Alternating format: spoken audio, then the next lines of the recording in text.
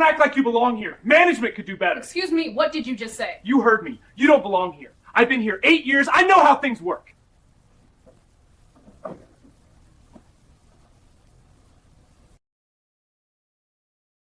Brandon's life changed in just 47 seconds. That's how long it took for him to walk into the meeting room on a rainy Tuesday morning, look at his new boss with a dismissive stare, and make the biggest mistake of his career. The airport's new regional operations director, Tasha, stood at the front of the room in a neat navy blue suit. Her presentation was already on the screen behind her. Brandon, who worked at Denver International Airport, looked at her once and raised his hand as if he had a serious question. What came out of his mouth shocked everyone. "Sorry, but I don't understand anything." "You don't act like you belong. I think management could do better." The room went quiet. Everyone froze. No one could believe he had said that. But Brandon didn't stop there. "Excuse me," Tasha said calmly. "Yes, but that is the reality. I said what I said. I'm done here. Geez." Every word was captured on camera. The new 4K surveillance system, which Tasha had approved just 3 days before, recorded everything. Every look, every word, every insult, in perfect clarity. Brandon had worked at the airport for 8 years. He was a senior logistics coordinator in the cargo department, handling high-value shipments and managing a team of 12 people. He earned close to $150,000 a month, including bonuses and contract cuts. He lived well, a Mercedes, a condo downtown, and a reputation for being essential. But Brandon had gotten too comfortable. For years, he worked under Gerald, an older manager who turned a blind eye to his behavior. Gerald was old school, laughed at bad jokes, ignored complaints, and believed loyalty mattered more than performance. Under him, Brandon did as he pleased. He came in late, left early, and spent more time on personal calls than on actual work. Then Gerald retired. Everything changed. The airport reviewed its departments and decided the cargo division needed new leadership. Someone modern, professional, and firm. That's when they found Tasha. Tasha had 15 years of experience in airport operations. She started as a junior staff member in Atlanta and worked her way up to operations manager in Charlotte. She had a master's degree in supply chain management and a strong reputation for turning weak departments into high-performing teams. Her interview was flawless, and her references were excellent. When she was offered the job, she accepted right away. On her first day, Tasha met with top management, reviewed budgets, and made it clear she was there to modernize operations, cut waste, and make people accountable. The airport authority trusted her and gave her full control to make changes. Brandon heard about her through gossip. Someone said the new boss was a woman. Someone else said she was black. Another person said she was young, maybe in her 30s. Brandon didn't like the sound of that. He made disrespectful jokes in the break room, muttering about how things were changing too fast. Some laughed nervously, others just walked away.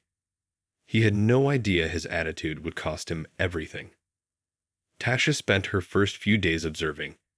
She didn't make big announcements or changes right away. She studied reports, walked through the cargo areas, and watched how the teams worked. She quickly noticed problems. High-value shipments were delayed. Brandon's team had the highest number of customer complaints, and she noticed Brandon himself was rarely at his desk. When she checked his file, she found 3 written warnings for unprofessional conduct, all ignored by Gerald. By Thursday, Tasha was done watching. She scheduled a department meeting for Tuesday morning. Everyone was required to attend. Brandon saw the email and almost ignored it.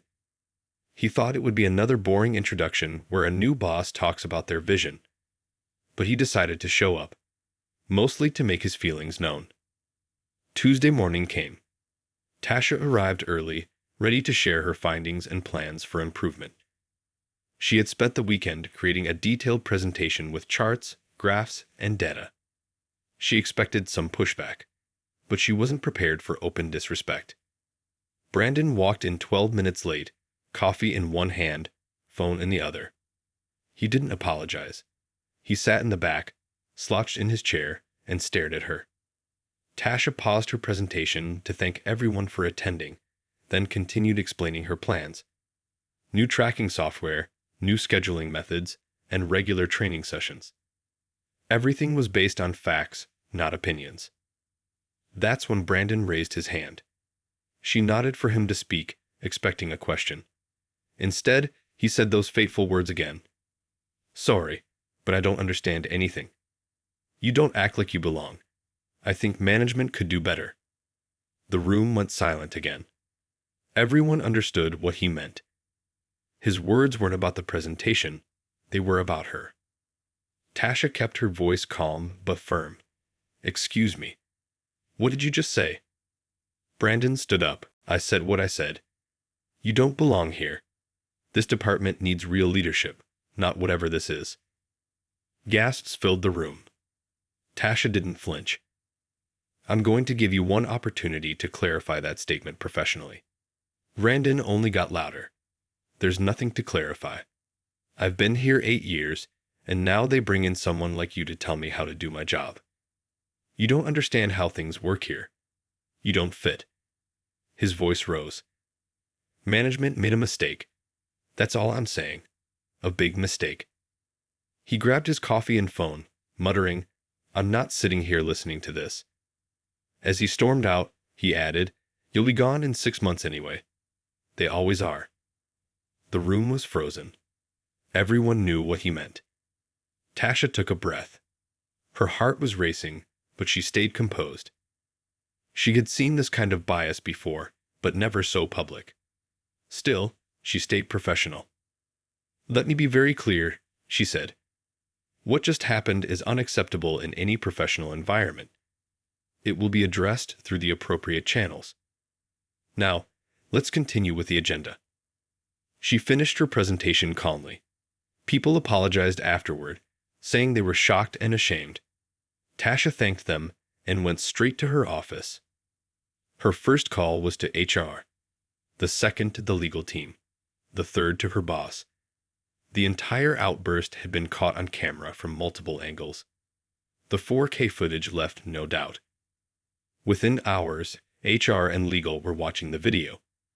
They reviewed every word and gesture. The decision was easy. This was clear insubordination and workplace hostility. The airport couldn't risk keeping him. By the end of the day, the vice president of operations approved Brandon's immediate termination. His past warnings made the decision even simpler. Meanwhile, Brandon spent the afternoon smugly scrolling through the internet, thinking HR would ignore everything, just like before. He had no idea that his time was already up. At 9 a.m. the next morning, Brandon walked into HR with a coffee and a smirk. The smirk disappeared fast. Sitting around the table were HR, Tasha, the vice president, and 2 legal officers. On the wall behind them, the big screen showed the video. The HR director pressed play. Everyone watched Brandon's outburst in full HD. Every word. Every sneer. Every insult. When the video ended, the HR director asked, "Do you have anything to say?" Brandon stammered. "I was taken out of context. I was just..." The vice president cut him off. "You publicly disrespected your supervisor. You questioned her right to lead. You created a hostile work environment. You refused to clarify your comments and walked out of a mandatory meeting." A legal officer slid a document toward him. "Your employment with Denver International Airport is terminated effective immediately. You have 30 minutes to clear your desk under security escort. You are banned from airport property unless you are a ticketed passenger." Security was waiting. Brandon was silent as they walked him out. His coworkers didn't say a word. 25 minutes later, Brandon was in the parking lot, packing his things into his car. His $150,000 a month career was over. But that was only the beginning of his downfall. Brandon sat in his Mercedes in silence for almost an hour. The shock was sinking in. One day earlier, He thought he was untouchable. Now he was unemployed, his badge revoked, and his name flagged in the airport system. Inside the HR office, Tasha and the legal team completed all the required reports. Every detail of the incident was documented: the video, the witness statements, and his history of warnings. They made sure the case was airtight, in case Brandon tried to fight back. And he did. Within a week, Brandon met with an employment lawyer. He wanted to claim he was fired unfairly. He said he was just giving honest feedback. But when the lawyer watched the footage, he shook his head. "Don't waste your money," the lawyer said. "You have no case. What you said and how you said it. It's clearly insubordination and workplace harassment. They have video proof and multiple witnesses. You won't win this." Brandon left that meeting humiliated. For the first time in his adult life, he realized his words had consequences. Meanwhile, word spread quickly through the airport. Nobody shared the video, but people talked. "Did you hear what Brandon did? He told the new director she didn't belong." They fired him the next day. At first, some people didn't believe it. Brandon had always acted untouchable. Gerald's favorite, the guy who bent rules and got away with it. But now he was gone, just like that. Tasha didn't celebrate or brag. She simply moved forward. Her focus was on fixing the department.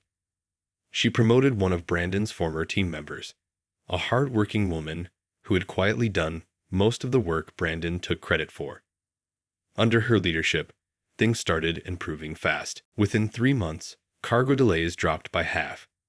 Complaints fell by 60%. Employee satisfaction went up. The difference was clear. The department worked better without the toxic influence Brandon had created. The airport's vice president sent out a company-wide message reminding everyone of their workplace code of conduct. The email didn't mention Brandon by name, but the meaning was obvious. It read in part, "Greater than disrespectful behavior and open insubordination have no place in our organization. All employees, regardless of position or tenure, are expected to treat one another with professionalism and respect. Violations of this policy will result in immediate action." People got the message. The atmosphere around the airport changed. Employees began showing more respect during meetings. Supervisors took workplace conduct more seriously. Everyone knew the new leadership meant business. Tasha's calm handling of the situation earned her respect. Even those who were skeptical at first admired her professionalism. She hadn't shouted, argued, or overreacted. She had followed procedure and let the evidence speak for itself. That same video became part of the airport's manager training program. The faces were blurred and names changed, but the story remained the same. The footage showed exactly how disrespect can destroy a career and how professionalism can protect a leader. In one part of the training, the instructor paused the video and asked, "What could this employee have done differently?" The answers came quickly. Show respect. Ask questions politely. Don't let bias control your attitude. Everyone understood the point. While Tasha's career was moving up, Brandon's life went in the opposite direction. After being escorted out, he tried applying for jobs at other airports and shipping companies. At first, he didn't think it would be hard. He had experience, connections, and a good resume. But every time an interviewer called Denver International for a reference, the conversation ended the same way. The airport's HR department gave a standard response: "Not eligible for rehire." It didn't take long for that phrase to follow him everywhere. People in the industry talk. Colleagues tell colleagues. Soon, everyone knew what had happened. Brandon got a few phone interviews that seemed promising at first, but as soon as they checked his background, communication stopped. Some companies didn't even respond at all. He didn't understand how bad it had gotten until one recruiter said it plainly. "We can't move forward with your application. There are serious concerns about your past behavior." Brandon's pride began to crumble. His savings went fast. The Mercedes needed repairs he couldn't afford. He sold his condo and moved into a smaller apartment on the edge of the city. For the first time, he had to think about how to start over. He eventually found a job at a small freight company, earning less than $30,000 a year. The office was small, the hours were long, and the benefits were almost nothing. Every morning, he parked his used car outside and thought about how much he had lost. All because of 47 seconds of arrogance. He didn't tell his new coworkers what had happened, but deep down he knew. It wasn't bad luck. It wasn't office politics. It was his own words. You don't act like you belong. He had spoken them with pride, but now they echoed in his head like a warning. Meanwhile, at Denver International, Tasha continued improving her department.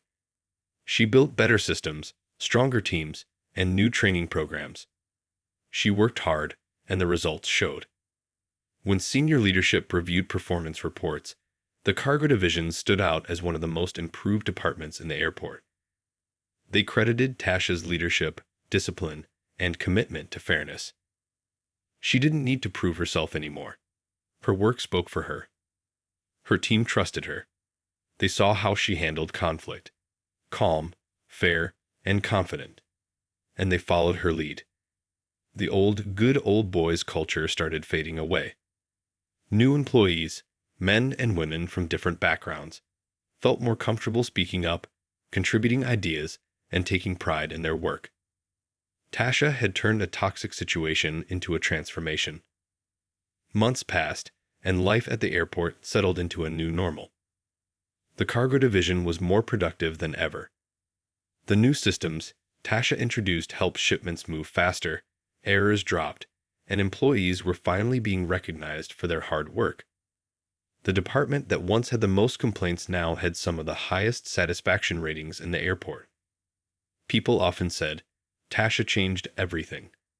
But she didn't think of it that way. She just believed in doing things the right way, fairly, consistently, and with respect. Still, the story of what happened in that meeting room didn't fade away. It became a quiet lesson told to new employees during orientation. No one mentioned names, but everyone knew the story. A senior employee who insulted his new boss and lost everything in less than a minute. The message was clear: respect matters, and arrogance has a price. The airport's leadership even used a blurred version of the video in their management training. They wanted people to see the difference between emotion and professionalism. The video showed Tasha standing calmly, holding her composure, while a man stormed out in anger. The narrator in the training video said, "This is how accountability looks in action." For Tasha, that moment was just one test among many. She never used it to gain sympathy or attention. When people asked her about challenges she had faced, she spoke about systems, teamwork, and leadership. She focused on how important it was to document everything, to have clear policies, and to always act with integrity. She didn't talk about Brandon much, but everyone who knew the story understood one thing. She had handled the situation with grace, while he had destroyed his career with pride. 2 years later, Tasha's success was impossible to ignore. Her department consistently exceeded performance goals, and she was promoted again, this time to Senior Director of Operations, overseeing multiple divisions. She became known across the aviation industry as a strong, fair leader who got results. She won an award for operational excellence and was invited to speak at conferences about leadership, diversity, and accountability. Her story inspired many, especially women and young professionals of color who wanted to rise in industries that often underestimated them. She mentored others too. When young employees came to her for advice, she told them, "Don't let anyone's attitude shake your confidence. Do your work, document everything, and let results speak for you." Meanwhile, Brandon lived a very different life. He had gone from a corner office to a cubicle in a small shipping company. He had no team to manage, no high-value clients, no bonuses. He spent most of his days doing basic paperwork and answering customer calls. Sometimes, when he drove past the airport on the highway, he felt a sting of regret. He thought about that day, the looks on people's faces, The silence in the room, the way Tasha had looked at him without anger, only calm disappointment. He realized too late that his problem wasn't her. It was his pride. He remembered what he said, "You don't act like you belong." Now he was the one who didn't belong anywhere. He tried reaching out to old colleagues, but most didn't respond. Those who did were polite but distant. His reputation was ruined. In a world where everything was recorded, the 4K cameras had captured more than just an argument. They had captured his downfall. The footage still sat in the airport's archives, a reminder of what happens when disrespect meets accountability. It showed 23 witnesses watching in shock as a man destroyed his career, and a woman standing tall in the face of bias and hostility. Tasha didn't ask for that moment, but she handled it the way a true leader should: calm, firm, and professional. That one moment of composure not only protected her but also set an example for everyone who would come after her. Brandon learned the hardest way that the world had changed. The old ways of protection, like Gerald turning a blind eye, were gone. Companies were finally holding people accountable for their actions. Cameras, policies, and modern leadership made sure of that. Sometimes the lessons of life come in harsh ways. Brandon lost everything because of 47 seconds of disrespect.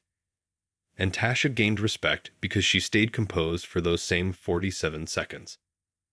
The story of Tasha and Brandon became more than just office gossip. It became a symbol, a story about professionalism, equality, and justice. It reminded people that leadership is not about who you are, but how you act. It showed that disrespect, no matter how subtle, still has consequences. And it proved that dignity, discipline, and accountability will always rise above arrogance and bias. Years later, new employees at Denver International Airport still heard about it. And every time someone mentioned the 47-second story, people nodded in understanding. They knew exactly what it meant. Respect is not optional. And in a world where the cameras don't lie, your actions, good or bad, speak for you forever. This is Black Arise, where true stories meet truth and strength. If this story moved you, share it with someone who needs to hear it. Like, comment, and subscribe to Black Arise, where we rise by lifting truth, dignity, and justice.